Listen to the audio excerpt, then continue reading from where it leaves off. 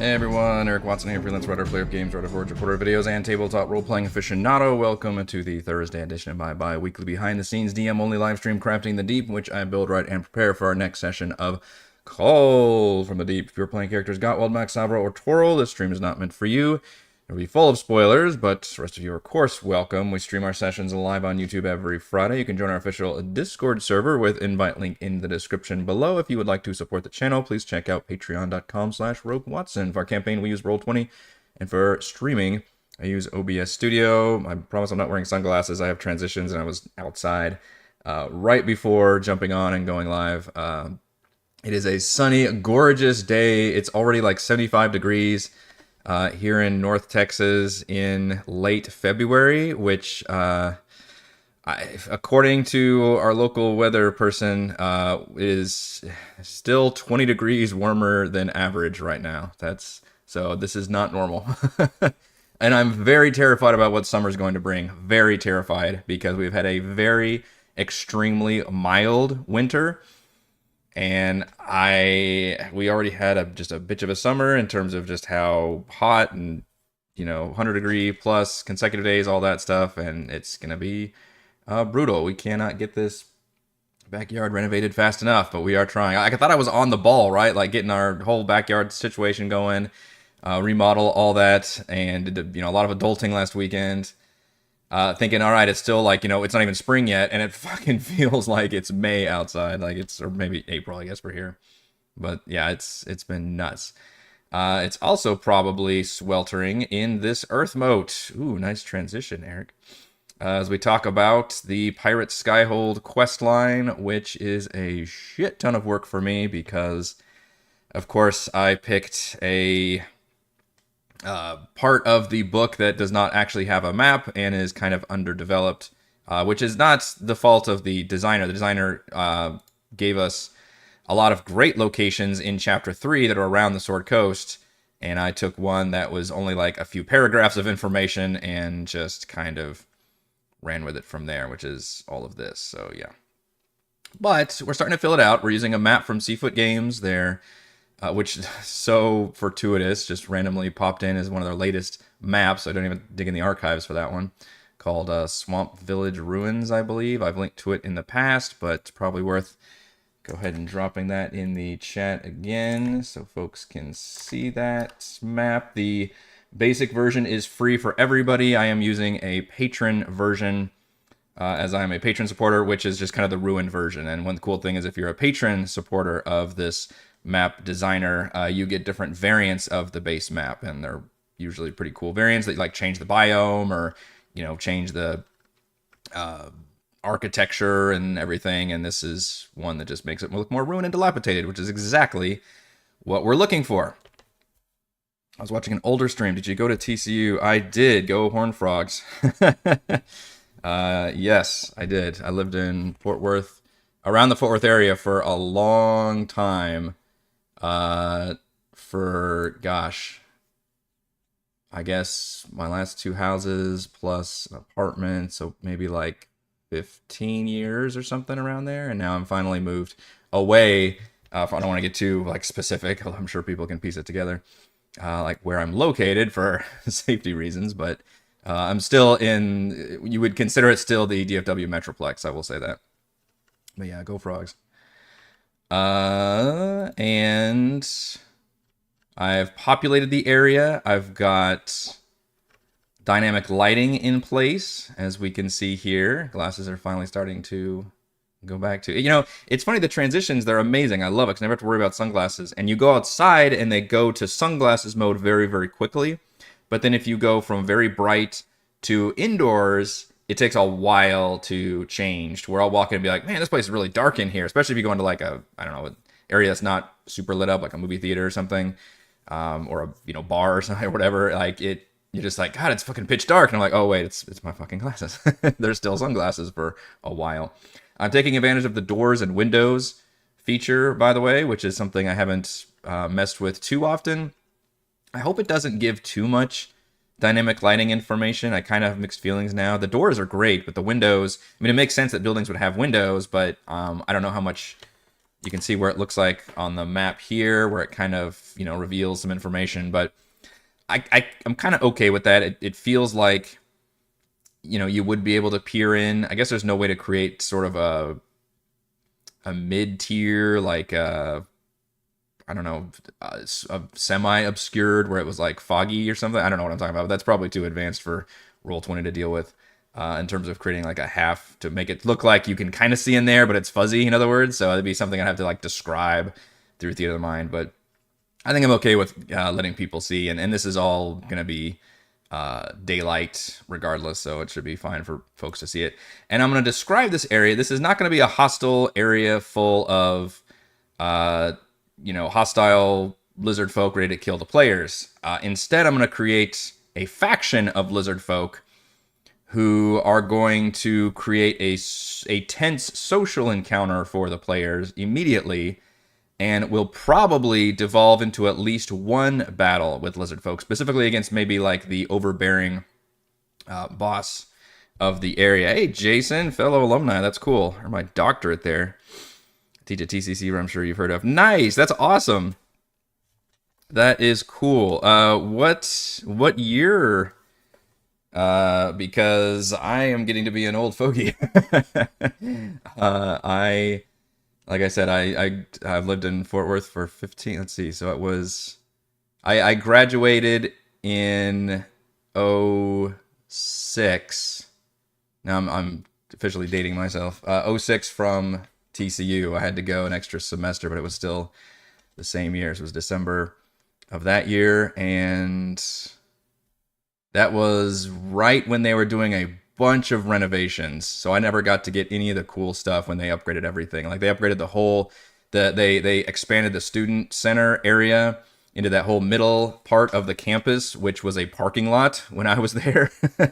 That was the big upgrade. They put all that in afterwards. Literally my last year there, it was all under construction. So I never got to experience any of the cool stuff.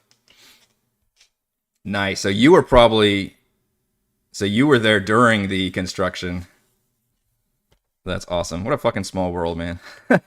It's not a big school. It was exciting watching them go to the championship 2 years ago. I have read that. Yes. Yeah, Critical Role alum is a TCU alum. Yes, I did read about that years ago. That is pretty neat. It's, like I said, small fucking world, but that's funny.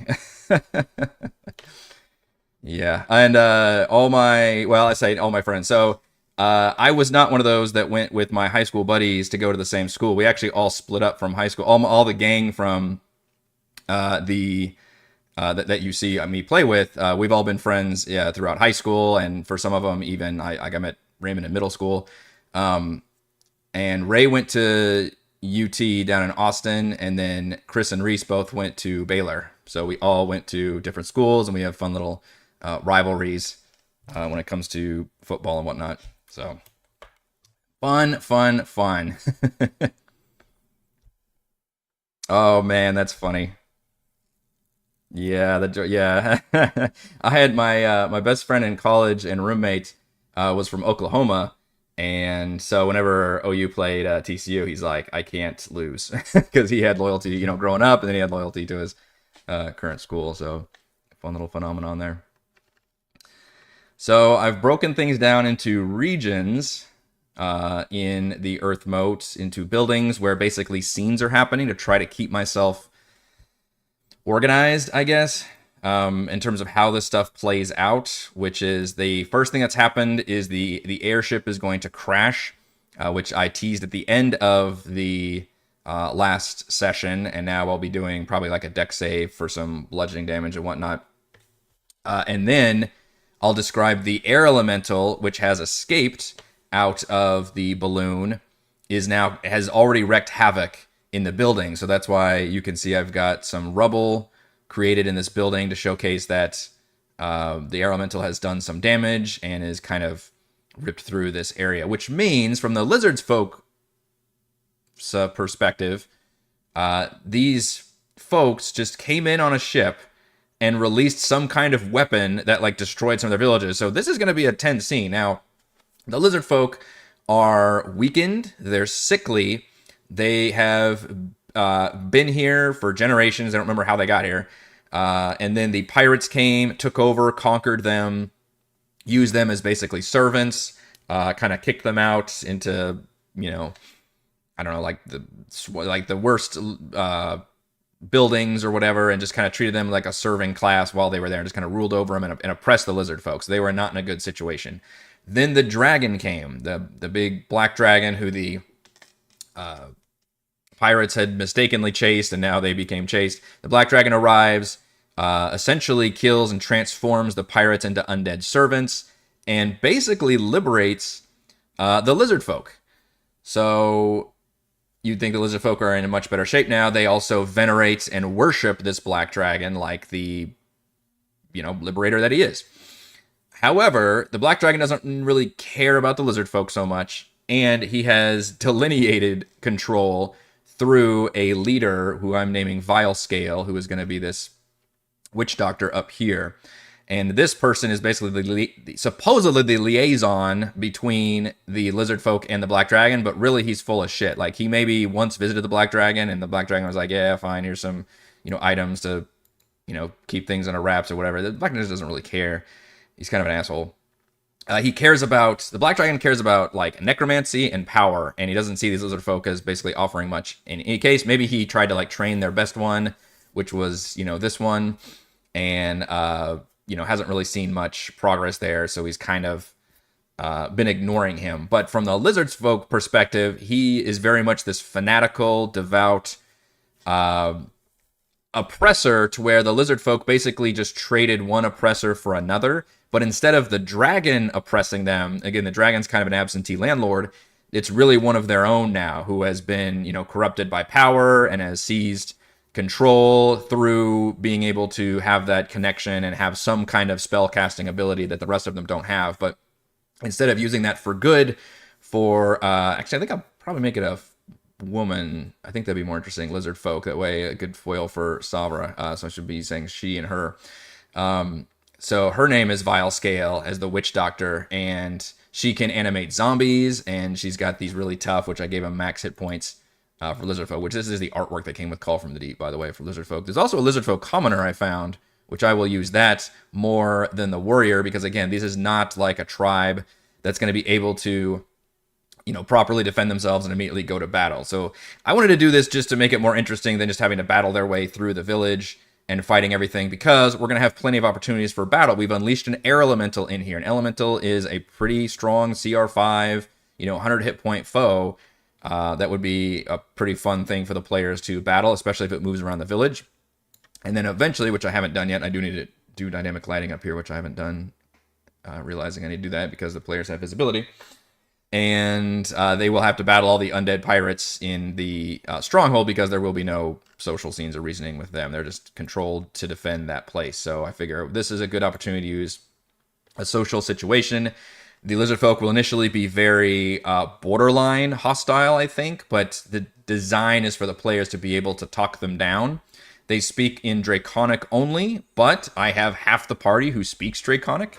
We've got Sabra, obviously, as lizard folk, and apparently Mac, as a ranger, knows a lot of languages, and he knows Draconic is one of them, so they can both speak the language, so they can kind of diffuse the situation, maybe learn more about it. I do have a shaman character, because I initially was going to have the villain down here, but then I thought, but this could devolve into a big fight right away, and I don't necessarily want to do that right away. So instead, we're going to leave the main villain, the Vile Scale, witch doctor, necromancer lady, up here in the kind of the nicest building of the bunch, and instead we'll have one of her like subordinates, lackeys. I picture kind of one of those like just Disney sidekick minion villains, maybe without so much comic relief, and blaming the players and really being the instigator, and then the rest of them will look more uncertain.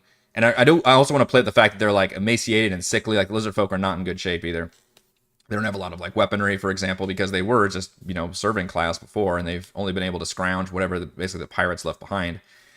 And because there's no like territory for them to control, there's no things for them to do, like they're just kind of stuck here. And part of the dragon's ritual was to poison the waters. So they can maybe try to filter some of the water. Maybe that's where all their like technology has gone to. But also I just kind of figured they've maybe built up an immunity they've lost a lot of their own because of the poisoned waters, and a lot of them are maybe, even though initially everybody was very happy about the dragon coming in and getting rid of the pirates, now there's some dissidents where they're like, well, like I said, we traded one oppressor for another. Now all of a sudden the dragon came and everything's all fouled and tainted, and like our one leader doesn't really help us. She just raises a bunch of undead zombies, which is kind of creepy. Like it's just, most of the wildlife has been killed because of the waters is poisoning. We're all weakened. Like it's just a bad situation. So kind of a side quest for the players to pick up.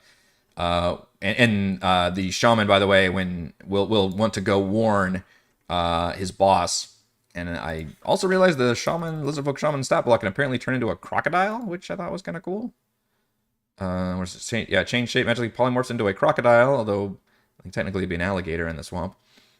I guess it's an action, but whatever. And then they can dive under the waters, and maybe the lizard folk they're probably immune to the poison thing by now because the survivors have built up a condition. But I do have written in my notes that if a player enters the waters or tries to drink the waters, they will have to make a con save or get the poisoned condition, which is a pretty nasty debuff, just kind of disadvantage on everything. So they'll go warn the boss, and then that'll be the side quest, which is to go like kind of take this person out, or maybe just try and talk it down. But that I do kind of want to make a fight, because I think this will be a fun set piece fight with certain villains, and probably a pretty big one. We've got the witch doctor, who I told was in love with you. I'm gonna give her animate dead, and I thought I was gonna give her I'm gonna make up a weapon called a wand of sickness, which is just gonna be just copy and pasted from like a wand of magic missiles, but have it cast a ray of sickness. I initially had this like grave bolt thing set up, but I think just having it be able to like cast a bone wand that can cast ray of sickness should be pretty good. Which is what is it? It's 2d8 poison damage. Oh, that's not necrotic damage though, is it? That's still probably fine. Like necrotic damage would be more appropriate for a necromancer, but poison, that works just fine. It's a ray of sickening greenish energy, or maybe it's got some kind of reptile in the end of it. I can't think of how I want to flavor that necessarily, but that is something that the players will be able to loot after they defeat this person. Also, I'm tempted to give them some kind of a skull helmet, like a headwear, and that gives some kind of necromancy powers on top of that as well. So, and obviously Sabra would probably want to have all that. I just feel like I've been a little light on the magic items so far, which is a better problem to have than going too heavy on the magic items, because you really can't take that stuff away once you open that box. But hopefully they won't abuse that too much. But CR3 with minions, so she'll have 2 animated zombies with her, which there's actually a lizard folk zombie stat block in, I think, Monster Manual Expanded. 2 regular lizard folk with max hit points. And then I do like the idea we talked about last time on the crafting, is the ability for her to summon, maybe on her turn, a like zombie crocodile or something. Could be pretty spiff. I still need to come up with a token and stat block for that. I have not done that yet, because I was doing everything else. So that is the idea for there. I have populated the area with a few lizard folk, but again, they're not designed to be hostile or really necessarily have anything to do, I don't think. Unless the players do something really stupid, then that can turn some of the warriors hostile, which there are a few around versus commoners. But I just see them as being pretty destitute and not having... Again, I guess if this were like a video game, then yeah, they would pick up some more side quests. They'd have some kind of bullshit fetch quests and all that. But I think part of the advantage of doing D&D is that the DM can get rid of, at least the way I do it, you get rid of all that kind of fluff and bloat, and you just stick to the big cinematic cool stuff. Doesn't mean you can't have a side quest, but in this case, the one side quest I've got is like the major faction quest here, which is, hey, take out our oppressive quote-unquote leader, and at least then they, and maybe they're hoarding like a lot, the meager amounts of food and all that, so just kind of the classic, like, tyrannical leader situation where the people are just oppressed by the one of their own. Take them out, and at least the lizard folk will be in better shape. Now, part of them may be like, maybe you can talk to the black dragon also and put in a good word for us, but that would be an additional challenge, because the black dragon just doesn't really give a shit about any of them. But, something the players could certainly look at. In terms of the air elemental, so when they first jump down here, they'll see, I'll kind of play out this scene where the air elemental, before I put them on this map, I'll put down the air elemental. Yeah, Makasarva diffusing. I'm sure that'll work. I think it play a good cop, bad cop situation. Destroying this building and moving on, which will play out this scene that I've got written for, again, the kind of the minion and, saying, oh, it's invaders and all that. We need two arms.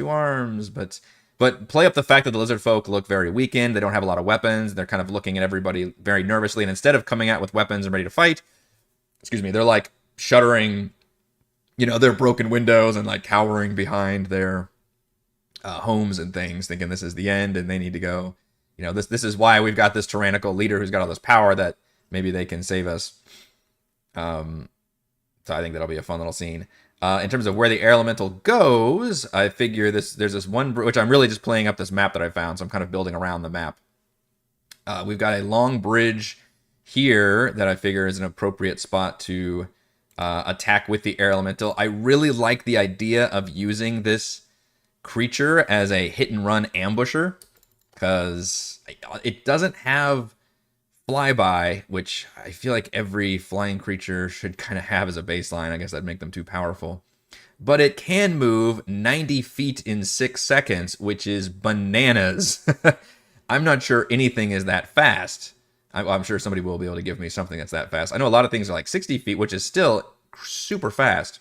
But this thing in 6 seconds can basically, cross the battlefield, I think? What did I say, 90 feet? Okay, never mind. Maybe half the battle. Maybe a third. God, this is a long area. All right, the whole length is 300 feet. So it can cross a third of it in 6 seconds in a single round through flight. So that's pretty good. So I'm not worried in terms of it being able to, in other words, exit a battle. It can easily, especially going north to south, make it into a whole nother zone in a single round, even if it technically doesn't turn invisible. But I kind of think an air elemental, I guess it's not invisible, but it's probably the trickiest of the elementals to find. I don't know. It's not technically in its stat block, but it can squeeze into spaces as narrow as 1 inch without squeezing. Like, does it always look like a little whirlwind? Does it always have eyes on it? But and plus, this is a 3D.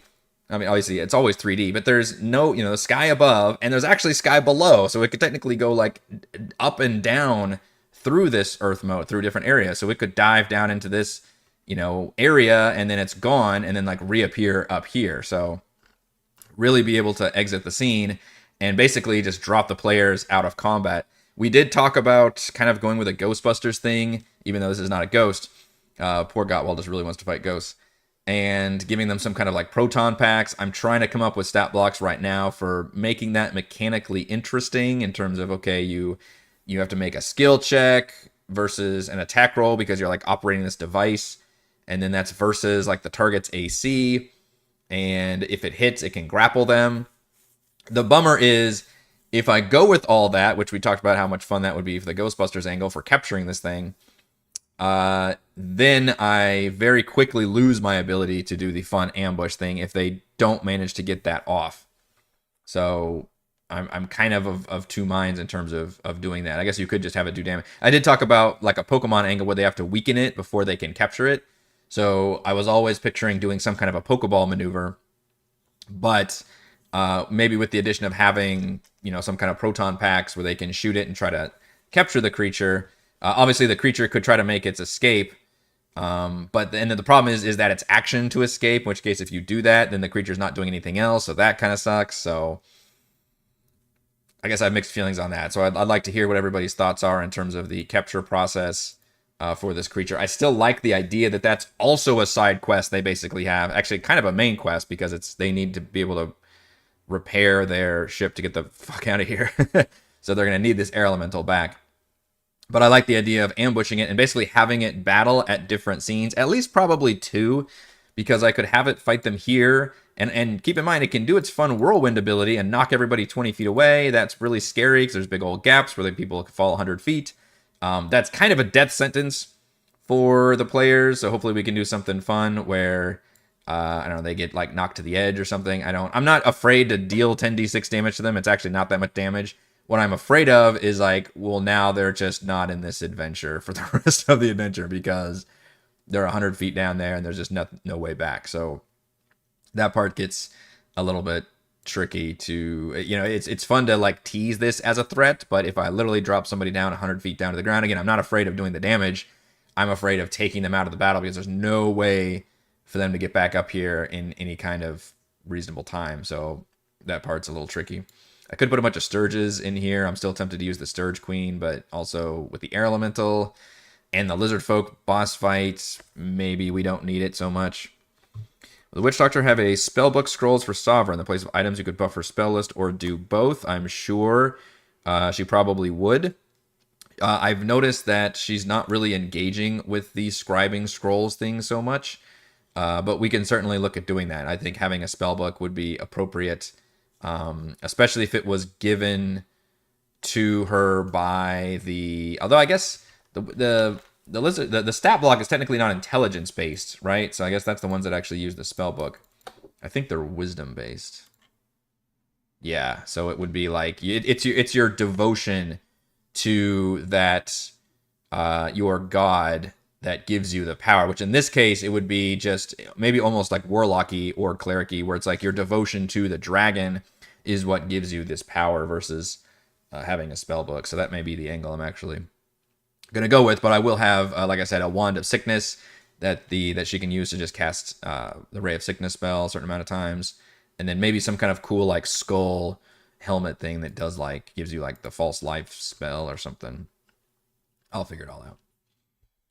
Wouldn't be able to tell it's the elemental. They're floating over the clouds. Can see low sky. Yeah, exactly. So I think that would make it trickier to find the elemental. But like I said, I'm worried that if I give the players, specific temporary items that are designed to, restrain a creature, then I can't actually do my ambush thing very well if that's what they're going to try to do. But maybe that's also part of it, is this thing is not... Maybe this thing just literally runs around until they're able to get the proton pack off, and then once they do, that prevents it from running. Maybe it like doesn't drop its speed to 0, but it like halves its speed. And then if you do another one, then it drops its speed to 0. I figure I could maybe give the players up to 2 of these proton packs, and then they can... Maybe I'll have some rules about crossing streams. I don't know, because that's something they're going to want to do. And then that can add maybe a further incentive. And that way the creature can still fight once they get those off.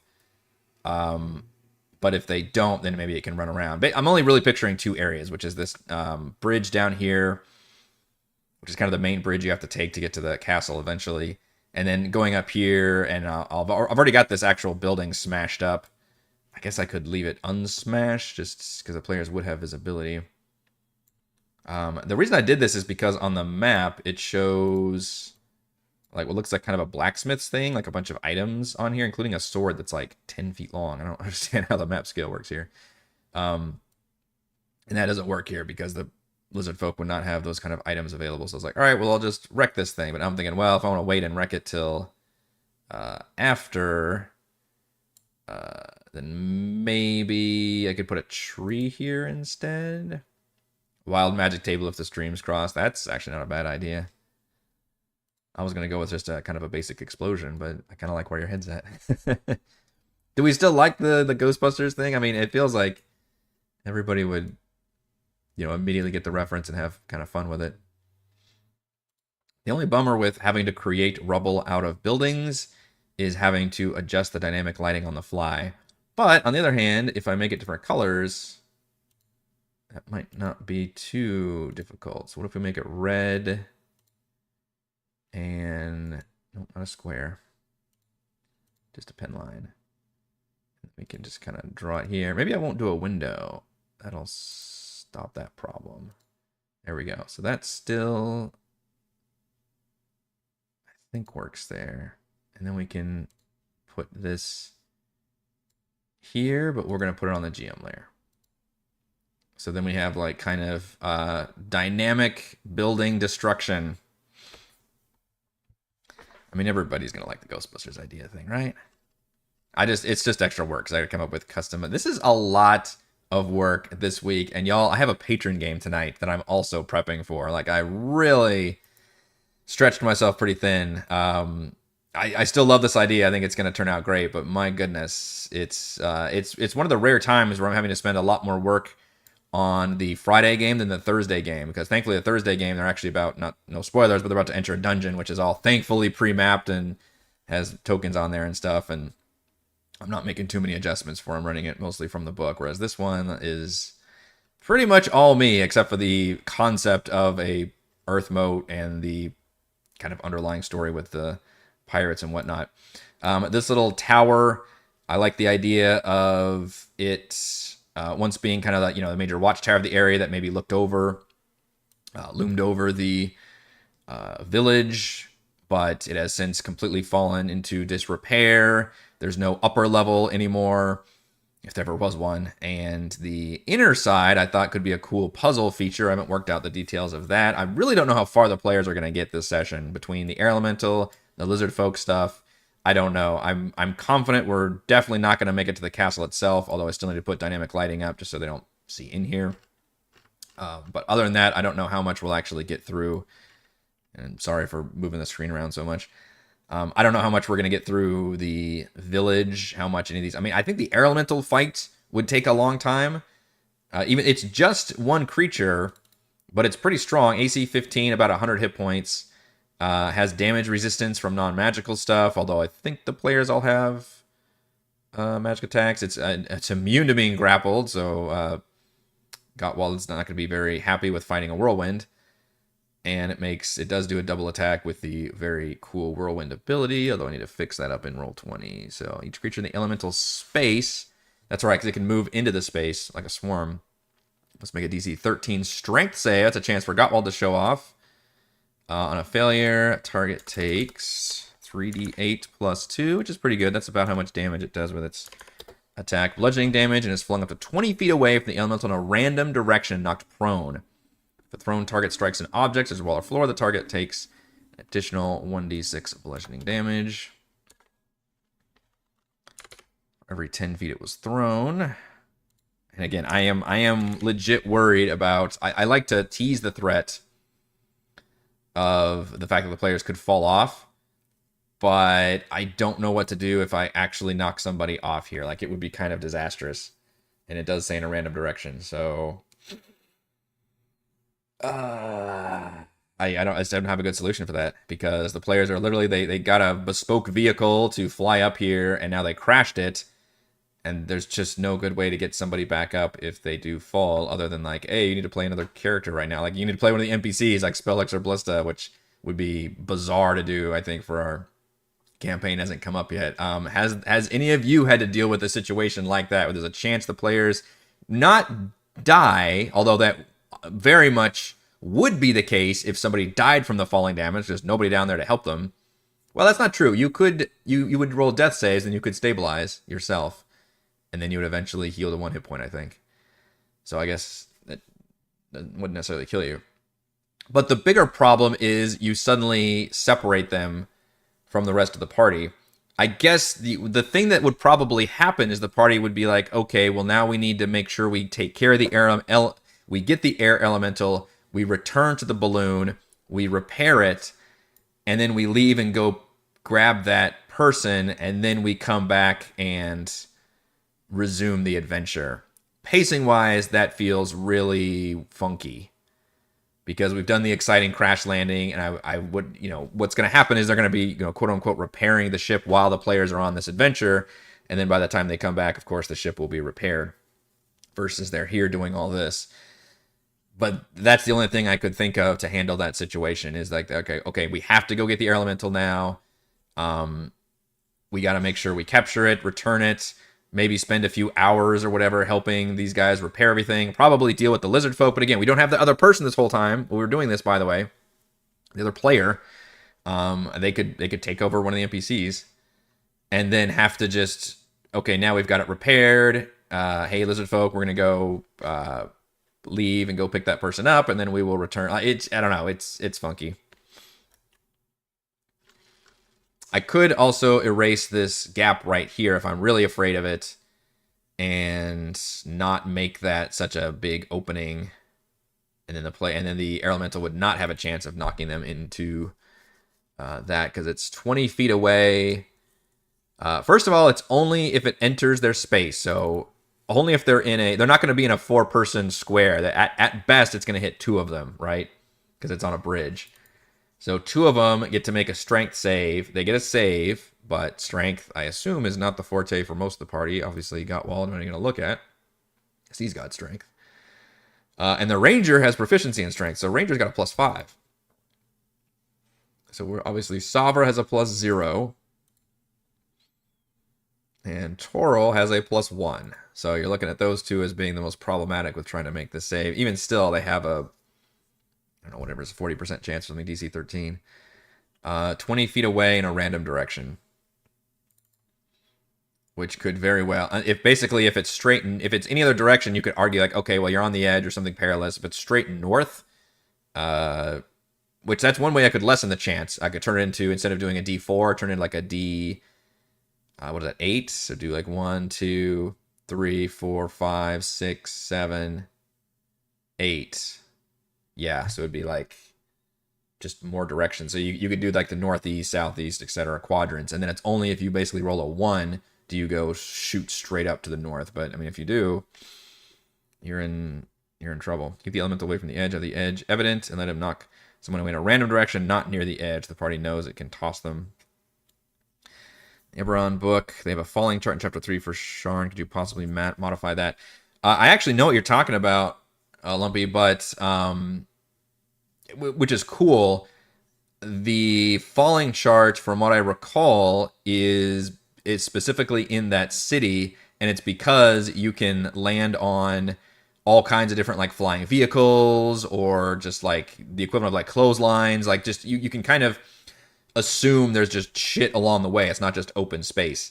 Unfortunately, this is not the case. We're not in the middle of a big vertical city. We are floating on an island 100 feet above the ocean. Which actually, now that I think about it, if the fall does down you, you're floating in the ocean, so you might actually be, even if you stabilize, I think you sink and die, so that's not great. So yeah, it's gonna be, I mean, maybe you hit a bird on the way down, but you can't like grab on. So I don't know. Maybe you go really Deus Ex Machina, which might feel a little shitty, but like, okay, Eric, now you bring out the Queen Sturge. Maybe the Sturge suddenly sees this falling person, grabs it, pierces them instantly to do that damage, but flies it up to like its nest somewhere. Maybe the Sturges have made a nest. I don't even know where I want to put the Sturges. I wasn't going to initially put them anywhere, but maybe they're like over here or something. That would be very kind of, obvious that I'm like saving the person. But the problem, again, I don't want to make it like, oh, I'm afraid to do that much damage to you. I'm not. I'm just afraid to nuke that person out of the situation. But that could also be fun because now you've introduced another enemy and you've separated the person into a nest. So now I'm kind of talking myself into this. Maybe I can make a nest like over here. It needs to be far enough out of the way and like fully separate that person. Especially if my original idea, which was the air elemental does its ability, and then like the trees, like several Sturges come out of it, and then the air elemental escapes, because I think the way you can have one, you can have an enemy leave combat and still make it exciting, is if that enemy generates more enemies, and then that one enemy leaves. So now the players have to sit there and like, oh shit, we got to deal with these ads, to use an MMO term, while the air elemental like escapes. So that might be something I'm also looking at doing, which is putting, and I did, tease the fact that there are Sturges around here.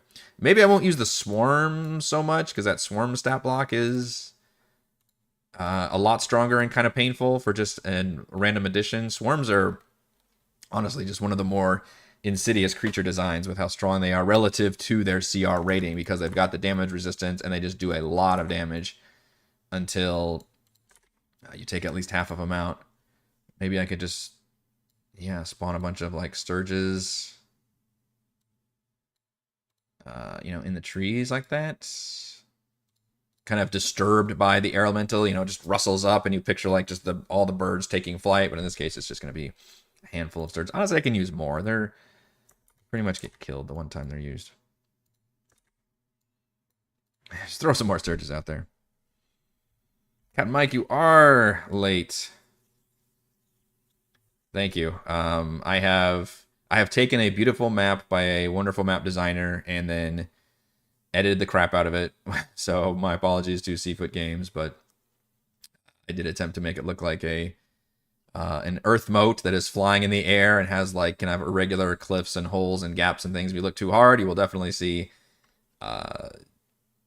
the very obvious editing work that I put in there, but hopefully it's cool enough to see. I think I took out a whole building up here on this one when I made this one here, because I realized it was all too like square-like, right? Because obviously the map's a square, so I tried to make it slightly less square-like and put a few fun gaps in there. I couldn't put them in the really tiny slots, and I didn't want to go overboard with that too much. And plus, the swamp water is also going to be a hazard, right? I did mention at the beginning of the stream that falling into the swamp water or drinking it for some god-awful reason will impose a con save or get the poisoned condition. So the air elemental knocking people away, even if they don't make it in here, that's actually the real fun thing for me, is if they make it into the stagnant, nasty poison water, then they suddenly got to make a con save or become poison, which is also a pain in the butt. So definitely hoping to get that off. Plus, if this air elemental can do its ambush attack and actually be in multiple combats, guess what? It's going to be guaranteed to get its whirlwind back, its recharge ability.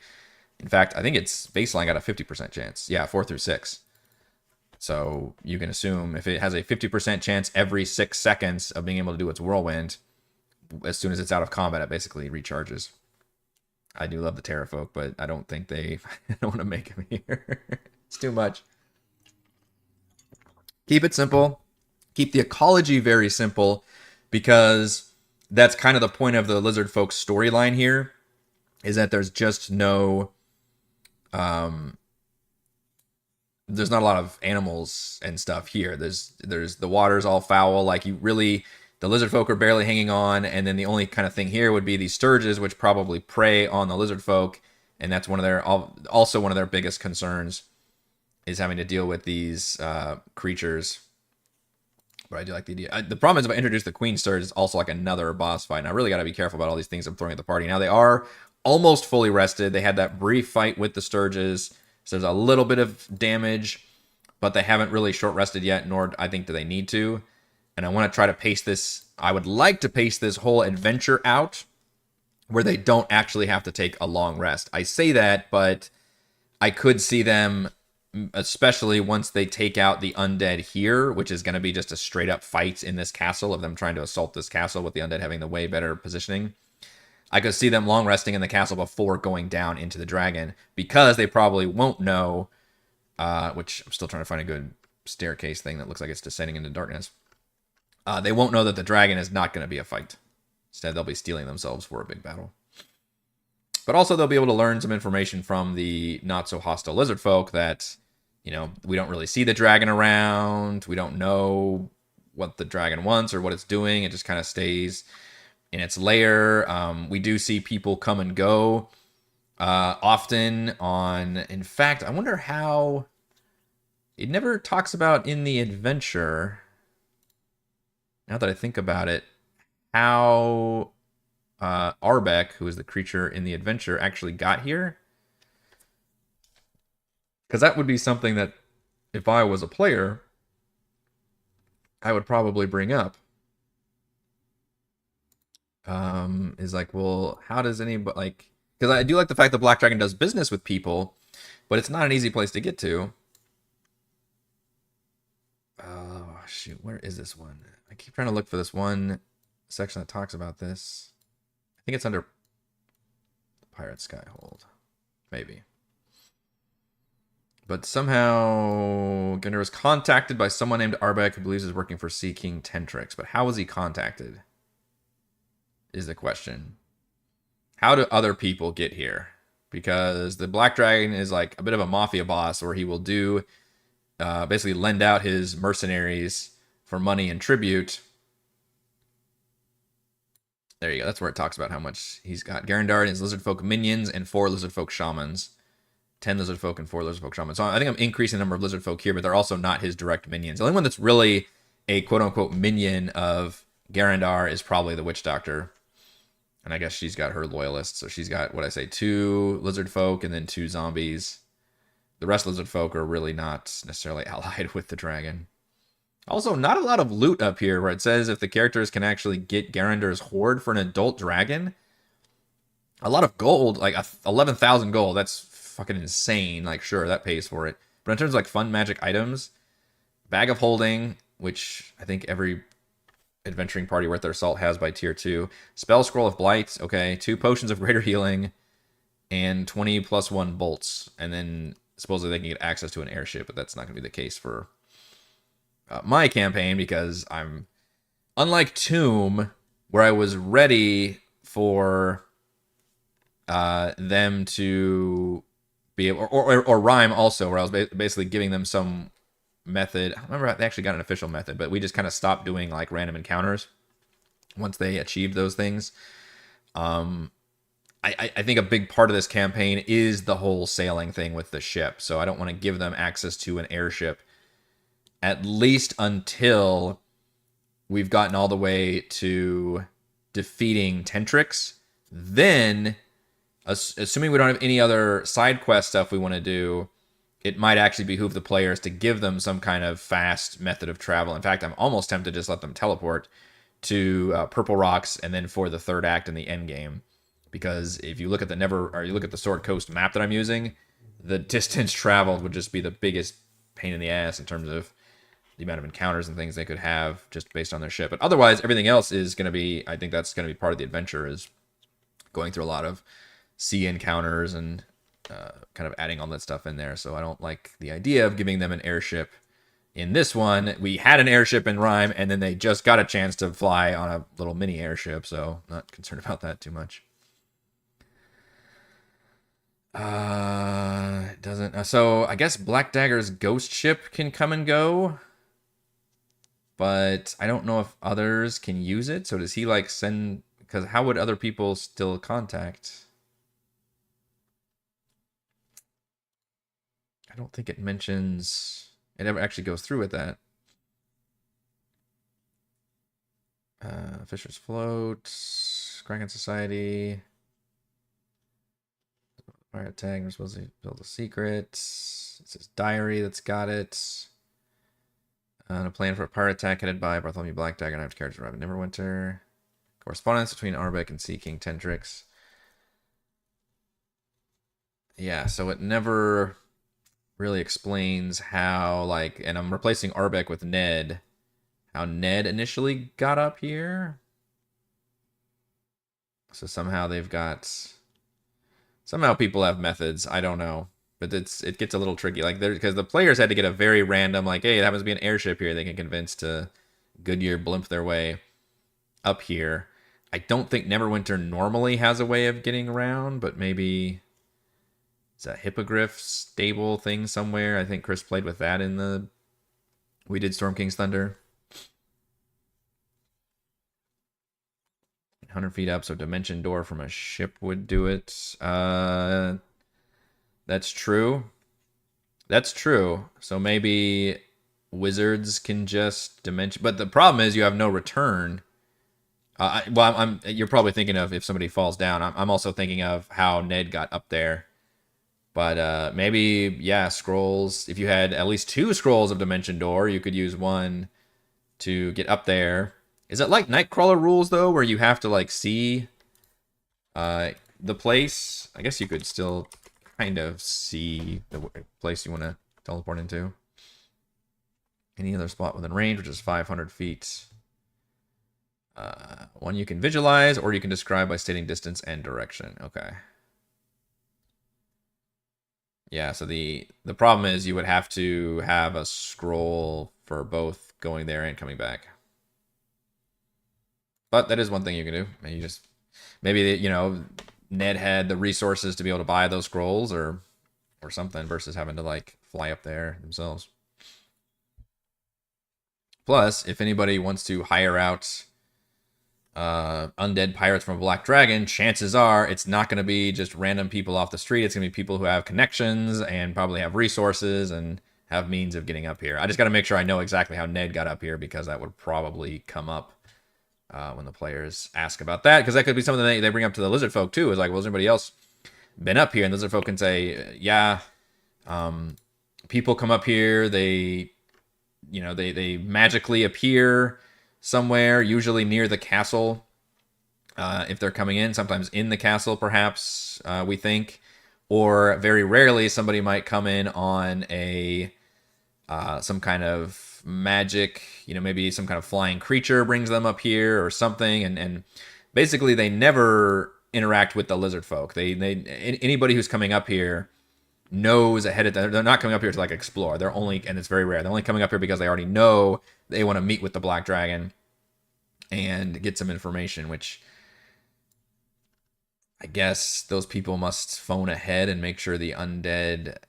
I'm probably thinking too much of this, and it really doesn't matter, but because, like, why are the undead hostile then to the players immediately? But whatever. Maybe the players did not phone ahead, so undead would fight them. Plus, the undead, they already fought the undead once, so maybe if the undead do have some will of the pirates, if they have some kind of will of their own, they would just be like, you come to try to finish this off. Well, it's not going to work, and they would just have fun fighting the players. It's a lot going on. I hope I haven't overextended too much, but you take it one chunk at a time. I'm very thankful I've got this map set up, so I didn't have to make my own map or anything. That would have been horrendous. So then it was just a question of populating it with the lizard folk, treating the lizard folk as a faction with their own kind of inner faction dispute, which allows me to still have a cool lizard folk fight, but make it so it's like a single cool scene boss fight versus kind of having to travel, building to building, just having a bunch of lizard folk attack them, which, that could be fun, but that's not what I'm looking for here, because the players are going to already have a lot of battles set up for them. We've got the air elemental fight, which could be a multi-step fight. We'll throw a few Sturges in there, and then once they make it to the stronghold on the east side, the fortress, I don't have anything to do with this building down here. I'm not sure what I'll do there. Then maybe that's definitely going to be another fight. I haven't determined exactly what the makeup of the undead are going to be. If I should do like a two-way thing up here. Obviously, Bartholomew Blackdagger already has a stat block. He's a Revenant, and that's probably going to be a boss fight, although he won't be vengeful against the players. Won't be able to do all that. I may cut his hit points down as well, just because, I don't know. We'll see. And maybe just using regular skeletons would be fine with a few like wights thrown in there or swordwraith warriors or something, just extra. I don't want to go too hard because we'll just we'll be able to make those adjustments too. While the players are making their way through the swamp village, we'll just be able to gauge the resources, see how they're doing, and that determines kind of how much undead they'll have to deal with. The other thing we could do is have the players be battling the undead, and then all of a sudden have them all stop. And then all of a sudden, like, they all put their weapons away, and then Blackdagger says, the Vile One has agreed to meet with you. Maybe that's interesting, right? Because the players don't necessarily have any direct animosity with the pirates. They're just having to fight their way to get some answers. And they know they're going to have to get to the dragon. And at that point, I kind of show my hand a bit, tip my hand, and say, hey, this is going to be at least potentially a social scene with the undead suddenly all like stop fighting, and then which that could be cool. While also it solves my problem having to fight too many undead and destroy the party's resources here at the end, but also teases the fact that these undead are directly controlled by the dragon, so that they know not only is this an adult black dragon, which you really probably don't want to fuck with at level 6 they're at, but he's also got all of these undead minions that are at his beck and call. So that could be a cool twist. So maybe I might talk myself into that. Let's see. We'll go ahead and draw. I don't want to be on the light layer. That's what I want. We want the one-way lighting for I guess all of this going that way.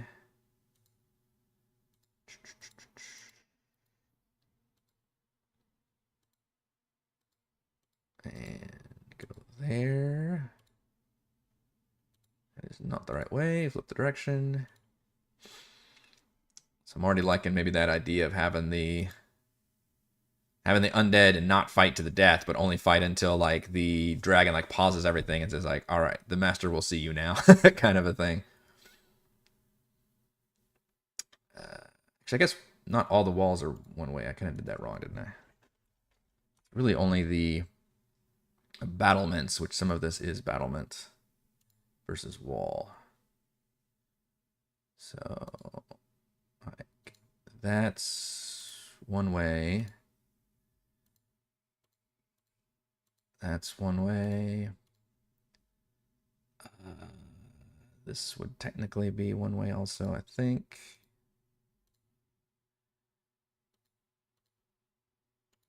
Going that way, yes. And then maybe a little bit here, but then the rest would be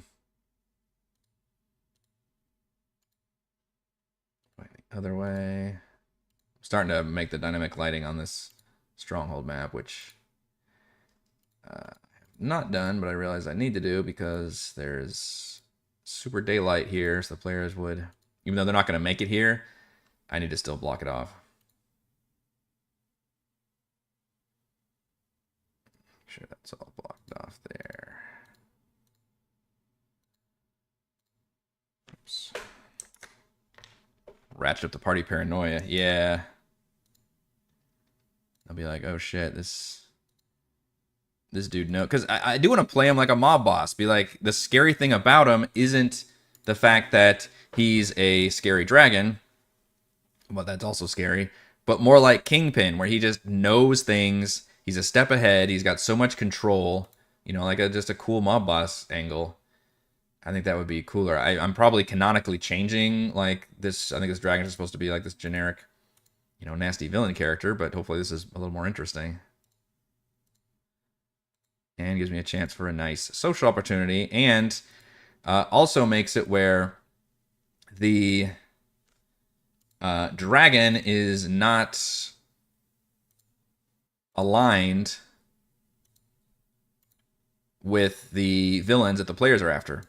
He was hired out. So he's, you know, just says like, all right, well, what are you going to offer me for information and yada, yada, yada.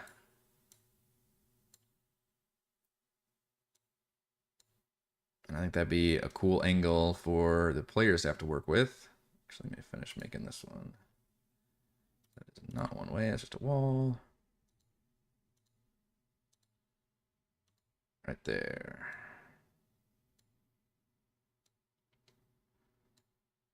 Okay, so we've got that much at least. I don't know if this should be sight blocking or not. I feel like it's not. Doesn't look like battlements. So I think I'm just going to make a wall here. Also, maybe you should shrink this because you want to make the tokens somewhat visible. In fact, if I put